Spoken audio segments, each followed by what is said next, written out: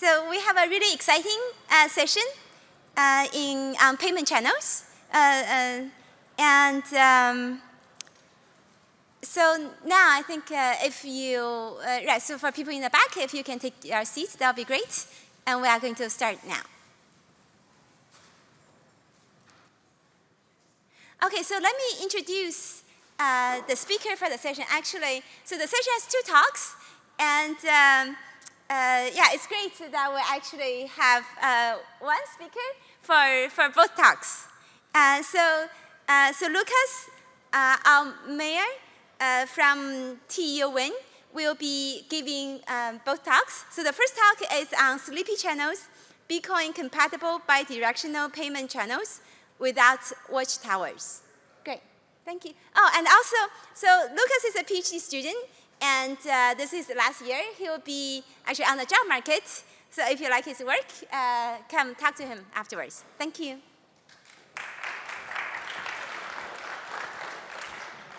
Okay, thanks for the kind introduction. Yes, my name is Lukas Aumeier. I'm at TU Wien working with Matteo Maffei, and today I'm going to talk about the paper that is titled Sleepy Channels.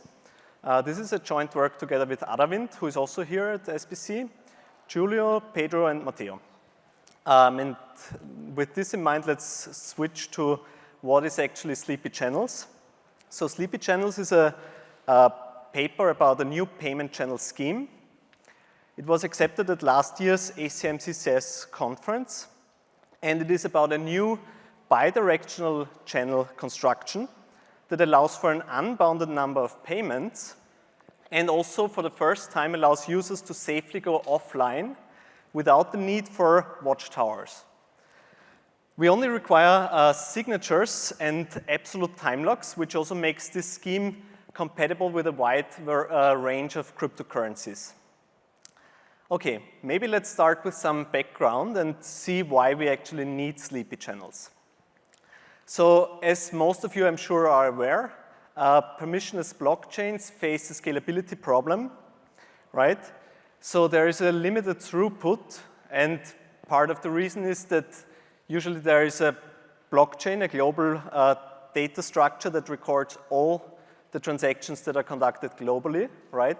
And on top of this, we run a consensus, and this somehow creates a bottleneck, right? So for instance, if we look at Bitcoin, its transaction rate is only on the order of like 10 transactions per second, right? Which is orders of magnitudes less than more centralized schemes or like payment networks, like for instance Visa, right? So there is a significant gap that we would like to close. And one of the ideas is, right, we say, okay, let's not record every transaction on the blockchain, right? Let's instead exchange them off-chain, right? And then, of course, we still need the blockchain as a fallback mechanism in case there's disputes. So this is the main idea of these off-chain solutions. And one of these off-chain solutions in particular is payment channels, right? Which we're also going to talk about now.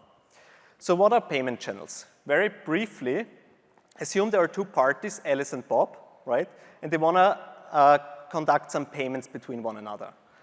So what they can do is they can open a payment channel by putting some of their coins in a joint transaction, right? In a multi-sig output, essentially. That is called also the funding transaction. Okay, from this output, they create a new transaction that essentially pays back their balance to themselves, right? After creating this transaction, they go ahead and post the first transaction, the funding transaction on the blockchain, and then the channel is open. Okay, now that it's open, they can perform some payments, right? And they can do this by simply creating a new like state, which is this second transaction that is pending from the output of this funding transaction, and is redistributing the funds, right? So in this case, for instance, Alice now has 6 coins instead of only 2, which essentially means that Bob has sent 4 coins to Alice. You will also see that Bob's balance is reduced by 4 coins. So they can kind of do this and pay some money back and forth, right? In the end, there will be some final balance, right? Once they're kind of satisfied and they wish to close the channel. And then what they can do is they can simply put the state of the channel on chain, So there's 2 transactions that go on chain, but they actually perform many, many transactions between these 2 parties. Okay, so this is the main idea of payment channels. There are multiple ways of implementing them, but one issue that is particular to bidirectional channels, which essentially means that the money can be moved back and forth between the 2 parties freely, is that once such a channel state, right, which is this second transaction, the one spending from the funding, once this is signed, you cannot really invalidate it anymore. So what prevents someone, let's say Alice, from trying to close with an old state where she, for instance, has more money, right? So in this example, Alice could try to post this old state to the blockchain, which gives her more money than the most recent one. So this is kind of a fundamental issue with bidirectional payment channels. And the way this is usually addressed, for instance, in the Lightning channels or L2 or state channels, right, which are the most commonly used ones, is that there is some dispute period that once you put such a channel state on the blockchain, the other party, let's say Bob, has some time to react to this malicious behavior, right? And if he notices cheating, right, then he can just simply either punish the other party, like Alice, or enforce the latest state, depending on which construction is used. Like in Lightning, for instance, there is some punishment mechanism that gives all the money to the honest party, or in L2 or state channels, usually the latest state can be enforced. Okay, but this comes at a very unfortunate drawback.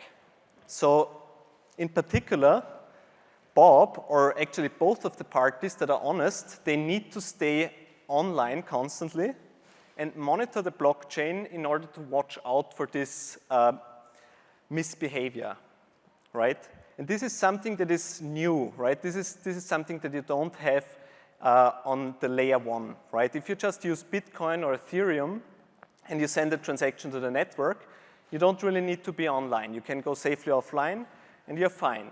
But in this case, this is not true, right? Because you need to watch out for this cheating and you need to react within this dispute period. So this is something that is unfortunate and we kind of want to fix. One of the ways of fixing this is called watchtowers, right? This is one approach. So essentially the idea of watchtowers is that Bob can employ a third party that is known as the watchtower and kind of outsource this monitoring the blockchain to this third party, okay, which allows him to go offline. There are a couple of ways to implement watchtowers, but they're really not ideal, right? So one naive way might be to just have a watchtower that is trusted, right? So you could say, okay, I'm going to trust the watchtower to just monitor the blockchain for me, and then he also needs to really punish, right? Otherwise I might be losing my coins. There's also a more sophisticated way of implementing watchtowers, which is essentially that the watchtower puts some collateral, and then the watchtower is really responsible for like reacting to this misbehavior, because otherwise there is a longer like time window, so I can go safely offline during the duration of the channel. But there's a longer time window in which I can come back online, and then I can check if the watchtower actually like punished the misbehavior of my counterparty. And if it did not, I can get the collateral that the watchtower has staked, which is precisely the capacity of the channel, right? So I'm safe, but it also means that the watchtower needs to put like centralized a lot of collateral. So actually, for every channel that he watches over, he needs to put some money, which is not good. So maybe with this in mind, let's jump a bit more into the technical details, and let's see why people need to be online. So what is the technical reason for it? And for this, let's see how payment channels are implemented, more specifically Lightning channels, because they are used the most commonly in practice. So you might recall from a few slides back this state of the channel that I talked about. This is actually a bit abstracting some details. So if we zoom in now how this works in reality, right? there will be two of these transactions, two of these state transactions, one for Alice and one for Bob, that are kind of mirrored. So, and we will look only at the one for Alice, right? Because we can kind of infer how the one for Bob looks like. It will just be really inverted. Okay, so and the way it works is that there is 2 coins for Alice and 8 coins for Bob. And this is the version of the state that Alice can post, right? So it's signed by Bob already, and Alice can post it. And Bob's money, right, because Alice is the one that is posting it, so Alice is potentially the cheating party in this case, if this transaction goes on-chain. Bob gets his money right away. Alice, on the other hand, doesn't get her money right away, right? So she needs to wait 1 day. And in this 1 day, Bob can get the money on revocation. And what does it mean on revocation, right? If they move from this state to the next state, what they will do is they will, first of all, create these new transactions. They will sign them and exchange the signatures. And finally, they will exchange the revocation secret for this previous state. And this revocation secret allows an honest party that catches cheating of a misbehaving party to get their balance. Which means in this case, if Bob is honest, this is an old state and Alice is trying to post it, Bob knows the revocation secret and can get his own balance, but also the one of Alice, so he gets everything. Okay, so this is how it works. But you can notice that there is this relative time lock, right? This is this 1 day delay, and this is really the reason why Bob needs to be online. Maybe let's also talk quickly about what is a relative time lock, just to clarify, right? So relative time lock, as I've shown on the previous slide, let's say there is this output of 8 coins, right, that has a relative time lock of 1 day. What it means that is if I post this transaction on chain at this point in time, then kind of a timer starts, and I have 1 day that I need to wait, and after I wait for this 1 day, I can spend this output.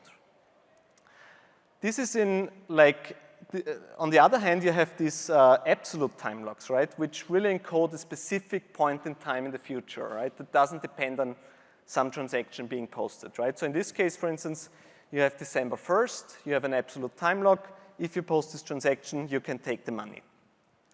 Okay, so now we know some background. Now let's try and construct the sleepy channels construction where we don't need to be online. Okay, so we said we have this, so this is from the last slide, right? We have this relative time lock. Now we want to get rid of it. Okay, so the first step towards our solution is let's remove this relative time lock, right? We simply replace it by an absolute time lock, right? There's a lifetime that is some point in the future, let's say October 1st, right? And Alice needs to wait until October 1st until she gets her money, right? Which gives Bob time to react to misbehavior, and he doesn't need to like watch the blockchain every day. He just needs to come online once, like let's say September 30th.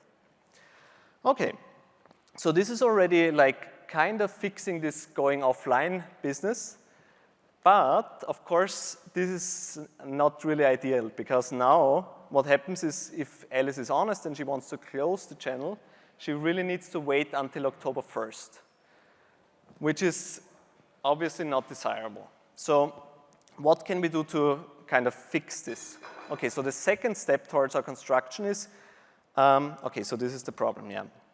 So the second step will be we add a mechanism that allows a fast unlock of Alice's coins, right? So Alice is gonna post this state, right? And it's, you know, it's before the lifetime expires. Bob, whenever he comes online, he can check, okay, is this the latest state, right? If it's not, then he can come in and punish Alice. If it is the latest state, he can go ahead and post this transaction AB fast pay, right? Which essentially confirms that this is the latest state. It gives the money to Bob, right? Otherwise, Bob cannot take his money. And it also enables Alice to get her money right away. And this 0.01 coins, this is not some fee or something that Alice gets. you can think of it as like 0 or like the dust limit.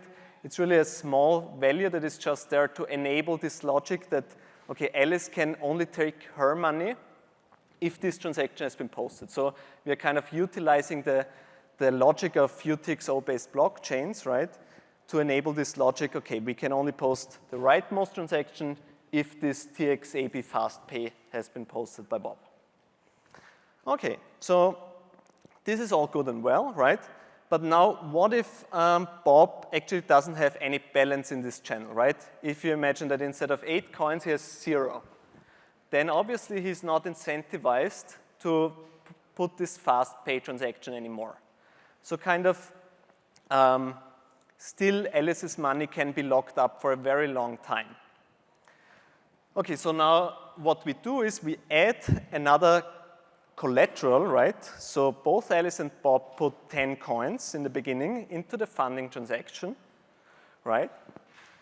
And this collateral stays for the party that is not posting the state transaction, so in this case for Bob, stays locked until Bob either punishes Alice and then takes his money, or until Bob confirms that this was actually the latest state and initiates this fast pay. So Bob will always be incentivized to put this fast unlock transaction on the blockchain. That's the main idea. Okay, so now we can be a bit more cleverer than this, right? First of all, let me note that this collateral is only there to disincentivize holding the money hostage until the lifetime expires, right? So the money is still safe. You can still get it when the lifetime is over, but you obviously want to get it a bit earlier. So this is kind of to disincentivize this holding the money hostage until time X. Okay, so we also can set the collateral C, right? We don't need to set it at 10.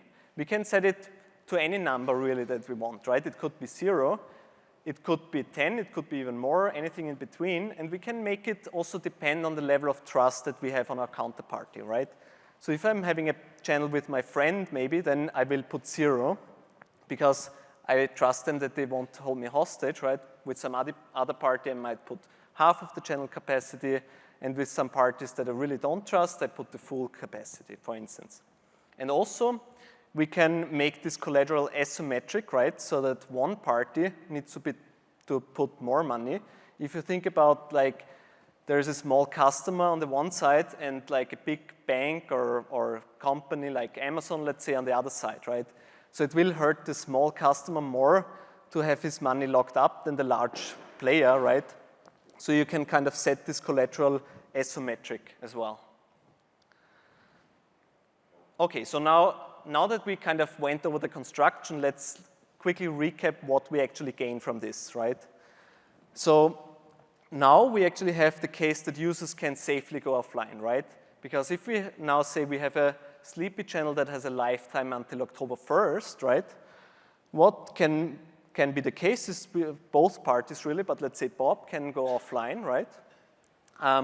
They need to go online only once, right? Which can be at any point in time before this lifetime. And then they actually just have to check if Alice has closed the channel already, right? And then they need to either react by punishing if it was an old state, or doing the fast unlock if it was a recent state. Or Bob can also close the channel.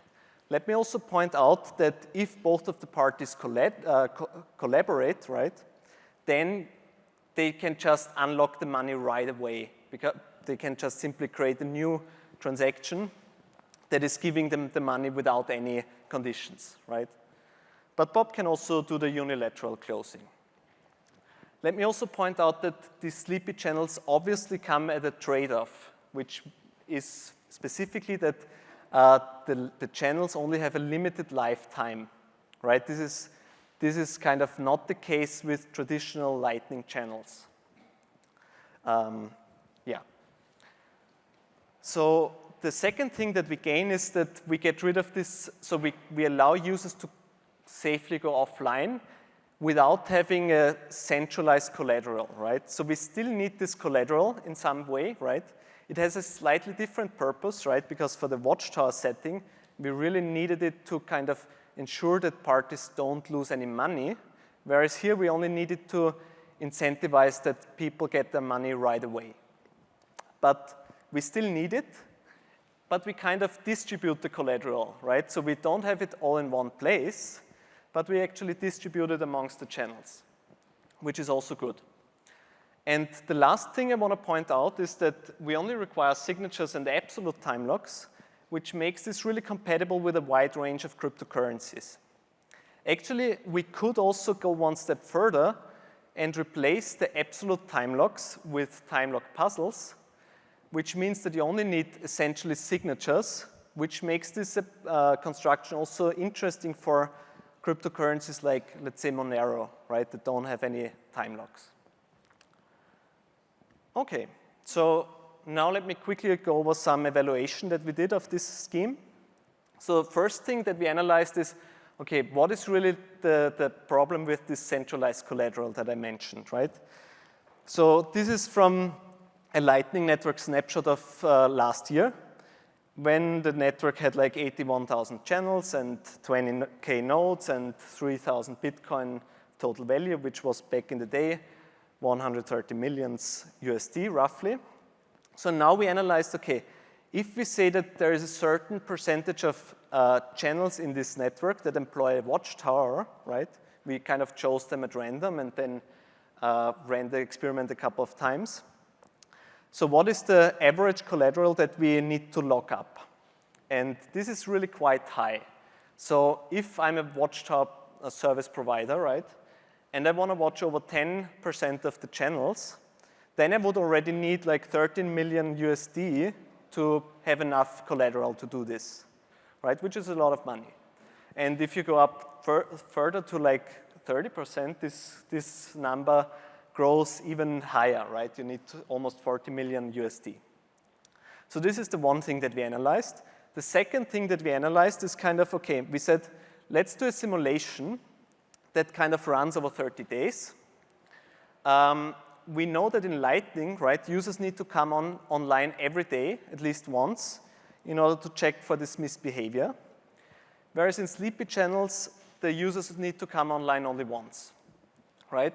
And we also assume that there is a certain percentage that users fail to come online, right? This could be to any reason, like a power outage or like a DOS attack, anything really. But we also know that neighbors will immediately know if something like this happens, because in the Lightning Network protocol, you have these ping and pong messages, right?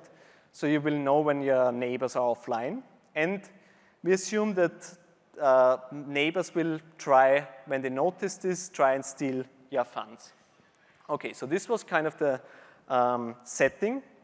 And now we analyzed, okay, what is so on the x-axis here, you can see this percentage of failure, right, of coming online. And on the y-axis, we see how many channels in the Lightning Network would be at risk of having their funds stolen by their neighbors, right? And we see really that even with 0.1% chance of failure for this over this 30-day period, already 5,000 Lightning Network channels would be at risk, which is significantly more than the 170 sleepy channels that would be at risk, right?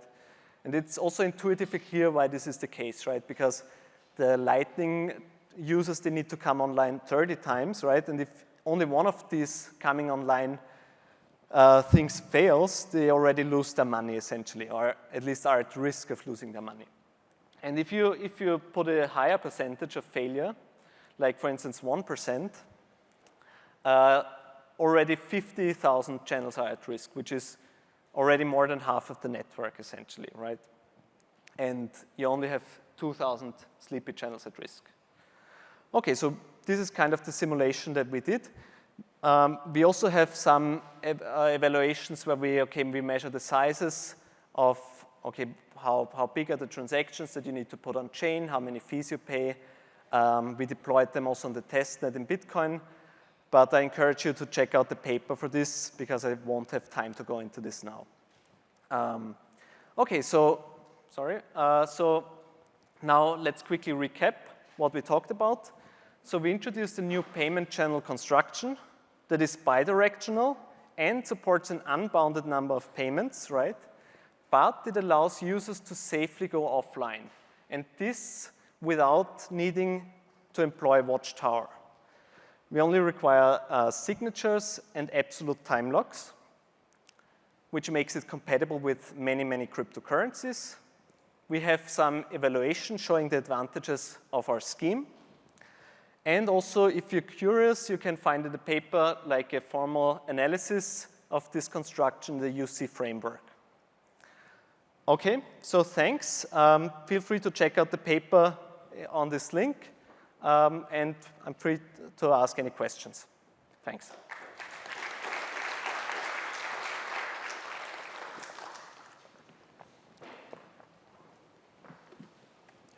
Thank you for your talk.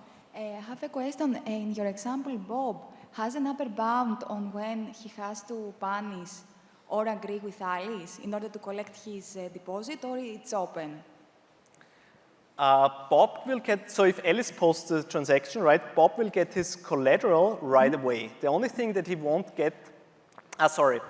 Yeah, so if Alice, so Bob will get both his balance and the collateral only when he fast confirms this state. So he has an upper bound when he can do it before the timeline, or it's open? He can do it before the timeline, yeah. Because after the timeline, Alice will already get her money anyway. But the point is that he cannot use the money if he doesn't fast unlock. So essentially, he's also holding his own money hostage in some sense. Great, thanks.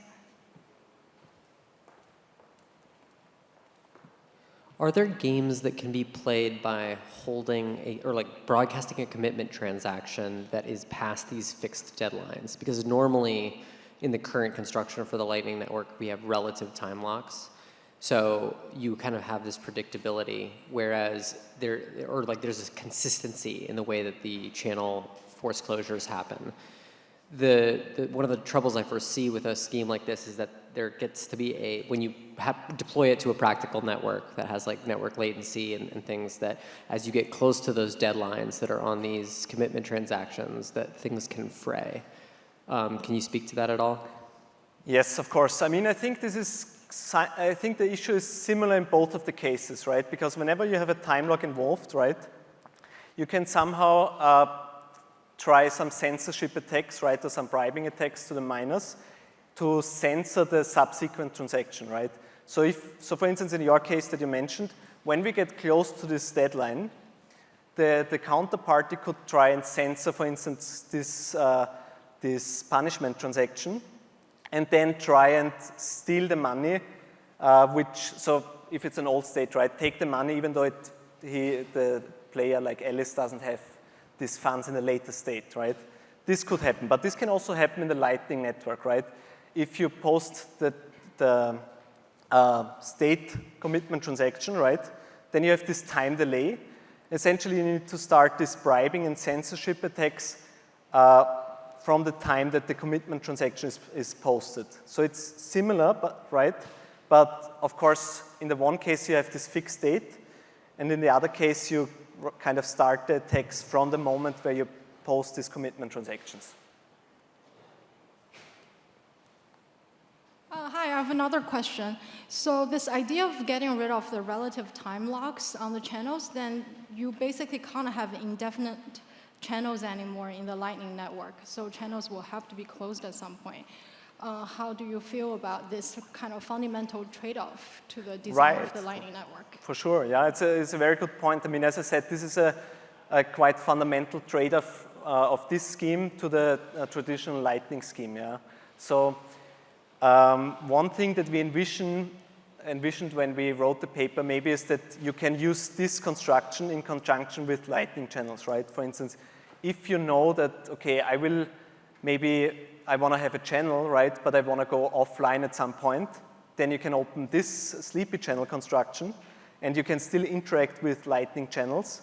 But then, okay, after the lifetime, sure, you need to post a transaction, but then maybe you know, okay, now I'm going to be online constantly, so then I switch to a Lightning channel. So so they're not kind of one or the other, right? You can kind of use them in conjunction and see if you whichever fits your needs at the moment, right? But it's for sure a trade-off between the two. Also maybe an interesting like future direction to explore, is it possible to kind of implement a mechanism that allows us to extend the lifetime somehow, right? Thanks.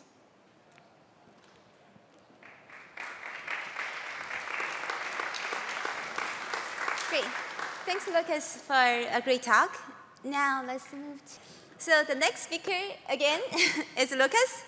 Lucas is going to talk about Thora, atomic and privacy-preserving multi-channel updates. And this will be the last talk of the conference here, so hope everyone will enjoy it. Thank you. All right, thanks again for the introduction. For those of you who just joined maybe now, I'm Lukas Aumer from TU Wien. And now I'm going to talk about our construction Thora, which is a joint work together with Casa Abassadeh and Matteo Maffei. Okay, so what is Thora? Thora is a new scheme for doing atomic multi-channel updates for payment channel networks. Right, so last talk was about payment channels. Now we kind of switch to payment channel networks. This paper was accepted at ACM CCS of last year. And essentially, the Thora is a new scheme for multi-channel updates over any topology. The money that is used as a collateral is only locked for a constant amount of time. We provide atomicity and strong value privacy guarantees, and it enables some cool new applications for payment channel networks. So with this in mind, let's go again into some background. I'm going to try and be quick with the stuff that we might have already heard. So yeah, there's this scalability issue, right? We have a limited transaction rate in Bitcoin and other cryptocurrencies that we would like to fix and get more on the order of magnitude that centralized systems allow. Idea is, okay, let's not put every transaction on the blockchain, but instead exchange it off-chain and use the blockchain for disputes, right? So we have, again, payment channels as the kind of underlying construction. Two users, Alice and Bob, lock some money into a funding transaction. This is a multisig address. From this, they can create another transaction, paying their money back to themselves, right? They post the funding transaction on the blockchain. Now the channel is open. Now to update, they simply create a new transaction, spending from the funding, and finally, once they are satisfied, they will put the final state on the blockchain, and the channel is closed, right? So again, only two transactions go on the blockchain, even though they transacted multiple times. Okay, so now I promise this is all of the repetition that we have, because now we switch to payment channel networks, right? And the reason why payment channel networks are interesting is because it's not really feasible to open a payment channel with every other user, right? And the reason for that is pretty obvious. We need to lock some money into the payment channel, which we cannot use otherwise. So we might not have enough money that we can just put idly into into payment channels to interact with every other user on the blockchain, right? We don't have that much money. Also, if we really open a channel to every other user, right, we need a quadratic number of on-chain transactions anyway to just open the channels, which kind of goes against this philosophy of reducing the number of on-chain transactions, right? So there is something cleverer that we can do. And this is where payment channel networks come into play. And the idea of them is we create a network again of payment channels, but this is more sparse, right? So we only have a couple of connections, right? And for instance, the Lightning Network is one of the examples that is also used most widely in practice. And with such a payment channel network construction, any two users that are kind of connected via a path of channels, they can perform a payment to one another, right? So in this case, Alice can pay to Bob 5 coins via some intermediary users. Okay, so now let's talk about how this works, because we need to really synchronize these payments. This is the main kind of challenge for these multi-hop payments within payment channel networks, right? how do we synchronize them? And for this, let's look at Lightning Network payments, how this synchronization works, right? So in Lightning payments, we have a sender, Alice, we have a receiver, Bob, right? And Bob will start by sampling a secret X. Okay, then Bob sends this secret to Alice. Sorry, Bob hashes this X to Y, and then sends Y to Alice, right? So not X. So Alice receives Y, and then Alice can open something that is called an HTLC with her neighbor. And an HTLC is something that you can put in your channel, right? And it's like a small contract. Essentially, it is parameterized by 3 things: a value 5, so 5 coins, a spending condition Y, which is this, in this case, the hash of X, right? And some timeout parameter, right? And the logic that an HTLC encodes is really Alice is going to pay 5 coins to her neighbor if the neighbor knows a pre-image that hashes to this condition Y. Okay, and if there is a, like, if the neighbor doesn't know this, right, there is a timeout parameter after which the money gets paid back to Alice. Okay, so after setting this up, right, the next neighbor will set this up with his neighbor, and then finally this neighbor will set it up with Bob. So they all create an HTLC from sender to recipient.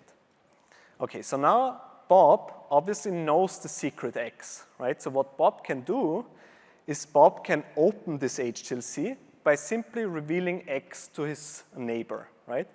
So Bob knows the secret, and kind of the coins move to Bob, and X moves to his left neighbor.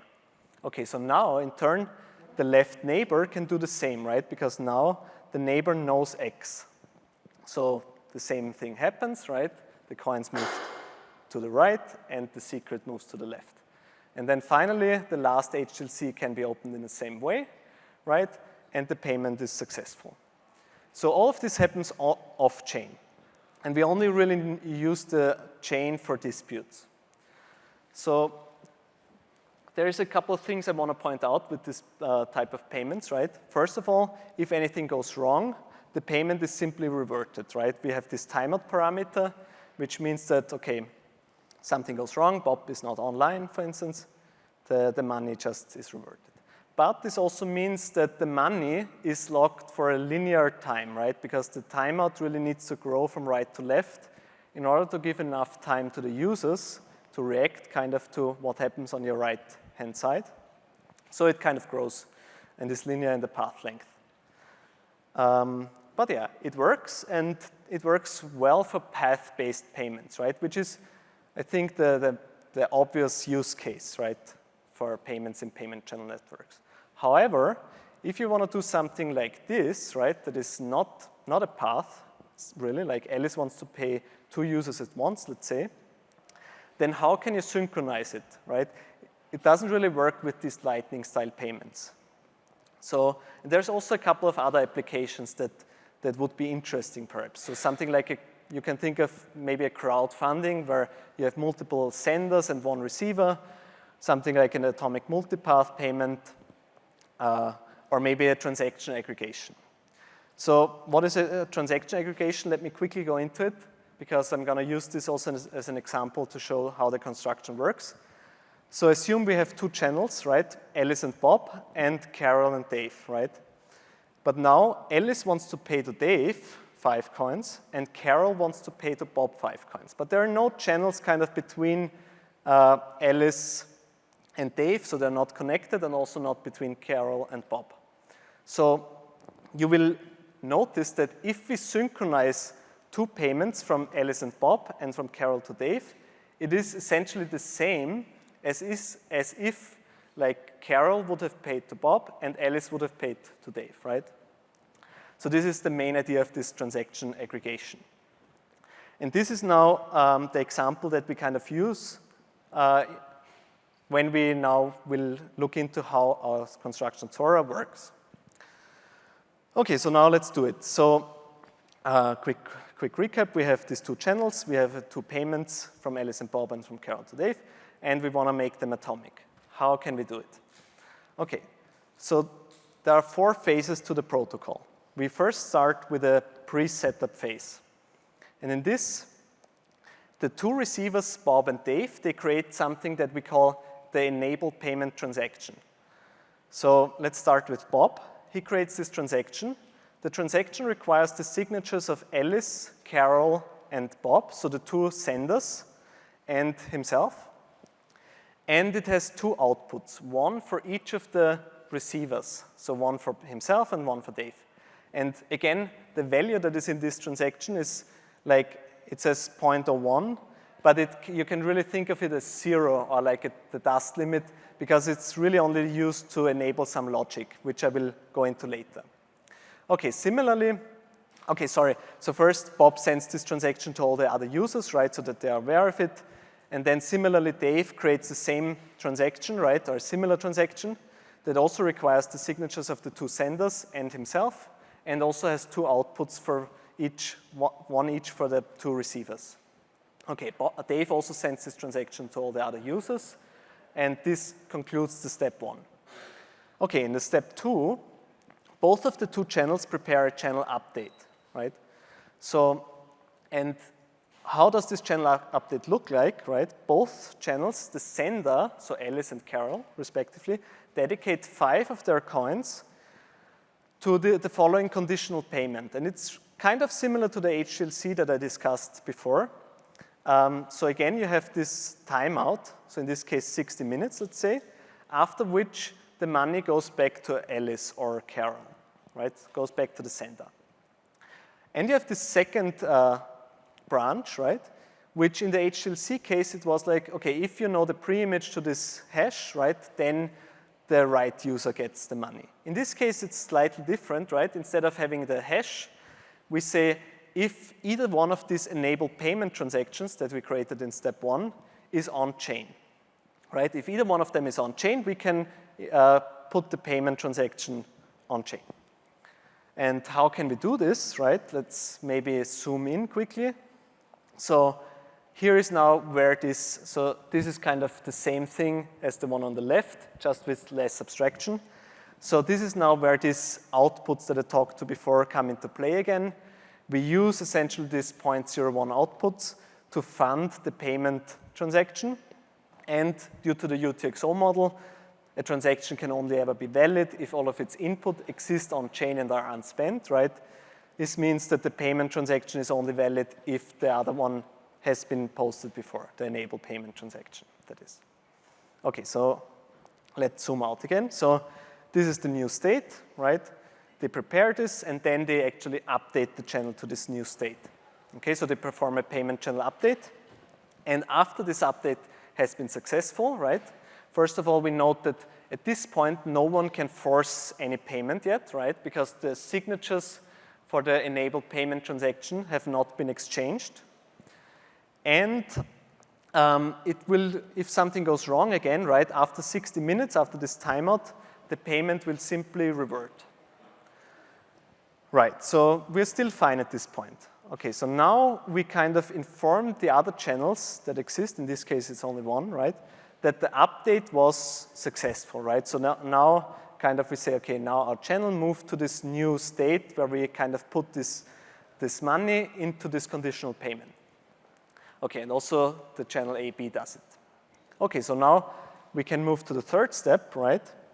And in this step, the senders, so let's start with Alice, after receiving all these update OK messages from step 2, Alice can sign the enable payment transactions and send the signatures to the respective receivers, so Bob and Dave. Similarly, Carol will sign the enable payment transactions and send the signatures also to the receivers, which means that now, right, remember that the enable payment transactions require the signatures of the receivers and the respective of the senders and the respective receiver, right? Now, Bob and Dave have all the signatures that they need in order to post this transaction, right? So now Bob can kind of inform the other senders, right, in this case Carol, that, okay, I received all the necessary signatures, and also Dave will inform Alice. Okay, so this concludes step 3. And now step 4 is the finalization, right? And this is kind of where the magic happens, right? Because now all of the channels can, on their own, simply update to a new state where these 5 coins that were locked into this conditional payment, right, they move to the receiver. And they can do this kind of independently of all the other channels. Okay, so now let's quickly talk why do we still have atomicity, right? So, because it seems a bit weird that we would have it maybe. So the reason why we have it is that if in one channel, let's say someone refuses, so it would be the sender, right? So let's say Carol refuses to update with Dave, which means essentially denying him to get these 5 coins off-chain, right? What Dave can do is, Dave, because he now has all the signatures for the enabled payment transaction, he can simply post it on-chain, right? And then he can also close the channel and claim his funds on-chain. And by posting the enabled payment transaction, he simultaneously enables any other sender, right, to also kind of enforce this payment, should it be necessary. So this is kind of the whole mechanism behind why we have this atomicity. Because really, like, now each receiver has all the signatures to enforce the payment. That's the main idea. Okay, so let's go over the properties that we achieve with this construction. So the one is, we already discussed it a bit, is atomicity, right? And it really means that all the channels are updated or none of them. And I also put honest here because clearly a malicious user can always at their own expense, right, by losing some of their money, can kind of prevent an update from being successful by, for instance, posting an old state, but then they lose all of their money. So this is why it says honest here. We also have strong value privacy.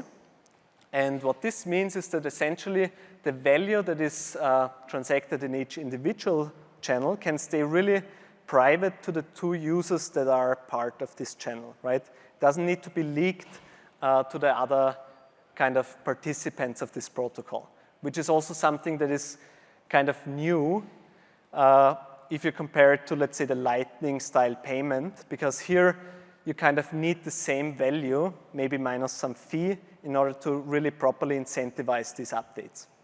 But here it's not the case. And the last thing that I want to point out is that we really have a constant collateral lock time, which means that the money that is locked up in the channels, right, it's really 60 minutes for all of the channels, right? It doesn't grow kind of linearly with the number of participants as we had it, for instance, with the Lightning style payments. So this is also quite a nice property. So now also, because we can kind of update any forms of channels, right? We can do all of these constructions. We can have this crowdfunding. We can have these atomic multipath payments. We can have the rebalancing, which, yes, it's also, the rebalancing one is also possible with path-based payments, right? You can just do a double loop through Alice and Carol, right? But it's maybe less efficient to have multiple payments run through Alice and Carol, right? And you can do this transaction aggregation. So there are some new and kind of exciting applications that one can do with this.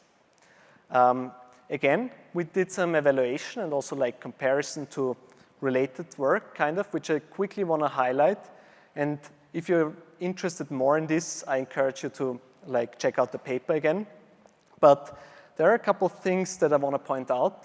So we had a list of construction we compared it to, like the Lightning network, for instance. We already went over it, but also some like the anonymous multi-hop blocks, for instance, the AMCU paper, the payment trees, Blitz, and Sprites. And maybe I want to point out some parts of the properties, right? So some of these constructions don't actually achieve atomicity. One of them is the Lightning network, and the reason for this is there is a wormhole attack that essentially allows like malicious users to steal the fees that honest users should get. So this kind of breaks atomicity. Also, the AMCU paper is actually a paper that did exactly what we were trying to do here, but it's actually broken, as pointed out in the payment trees paper. So this one can actually be attacked. You can also see in the second column that there are some of these constructions that really only work with paths, and then there's others that work with any topology like ours. Sprites is the only one that really requires Turing-complete smart contracts. Then you can also see that some of them require linear collateral lock time. There's also one that requires logarithmic one, since it's kind of builds a tree structure on top of the channels. And then the last thing I want to quickly point out is this value privacy that I mentioned already a bit earlier, right? That there are some like constructions that inherently leak the value, like the Lightning Network payments, because the value needs to be essentially the same minus fees in order for the incentives to line up, such that users honestly participate in the construction.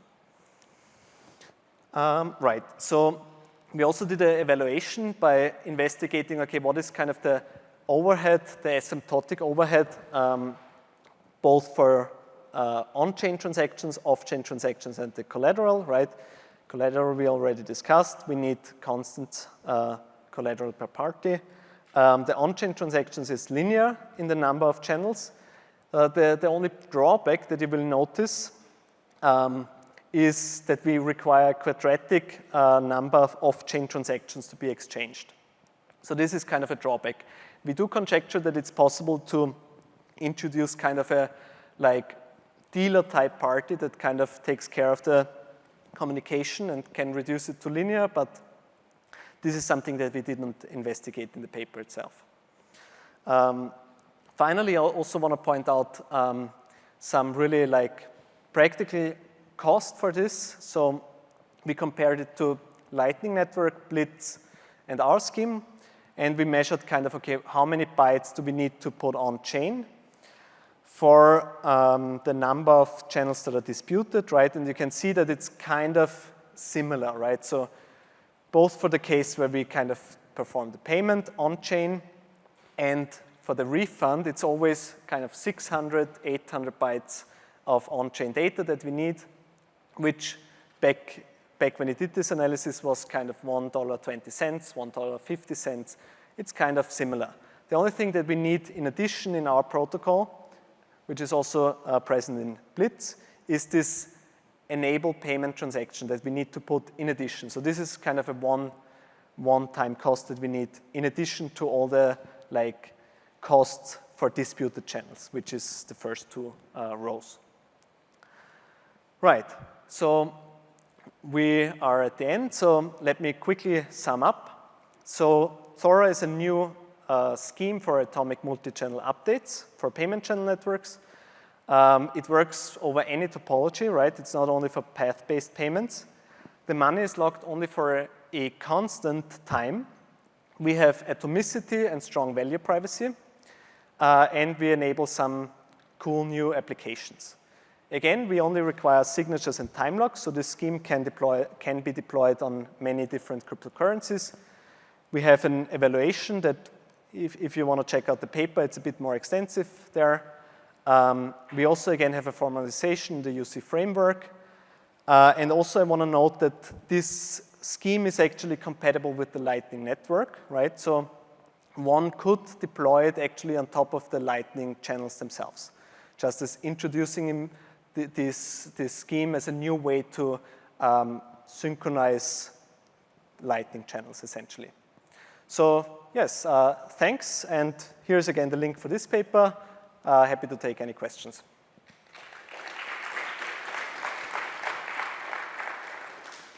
The main question that I have is, what do you anticipate being the method by which different network participants discover these opportunities for transaction aggregation? Because as you noted, all of the other use cases seem to be covered by existing constructions already, like circular rebalancing for path-based rebalancing. So this will only kind of happen for this transaction aggregation scenario. But the very nature of the network topology makes it difficult to discover that these payments are happening concurrently and of similar values enough to be able to kind of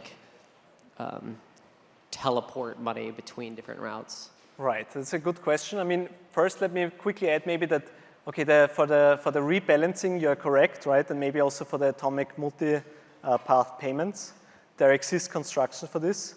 I would argue that for this crowdfunding case, you cannot really do it out of the box. At least I'm not aware of any construction that really does it. And also here now you have one tool that kind of covers all of these cases, and you don't need one construction for each of them. But this I just wanted to note. So maybe now moving to this other part of your question, right? So how do we envision this thing happening? That's really a good question. I think something that one could really investigate, right? So how can we kind of find opportunities for this transaction aggregation? So, I mean, there are a couple of things that come into mind, right? There could be a kind of centralized service where you can announce, okay, I want to do this payment, I want to do that payment. Maybe a more interesting research direction would be, okay, can we maybe do this on-chain in a smart contract maybe, or like a DeFi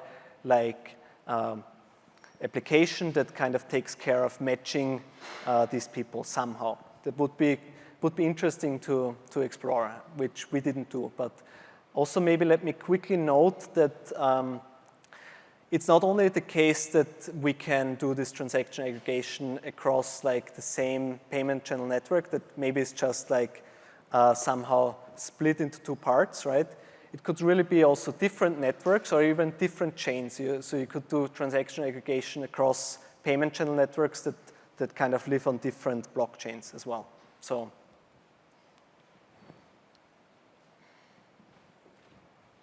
Great, yes. Let's thank Lucas for great 2 talks in the session. And also, again, Lucas is on the job market, and he'll be here if you have more questions. Please do come up to talk with him. And with this, this is a closing for the conference. So thanks everyone for being here for the past 3 days. Hope everyone have learned a lot and really had a lot of fun. And after the conference tonight, also there is a closing party at NOLA, N-O-L-A, sponsored by Chainlink. And everyone is welcome to join the party. So with that, again, thanks everyone for being here, and looking forward to seeing everyone next year in New York. Thank you.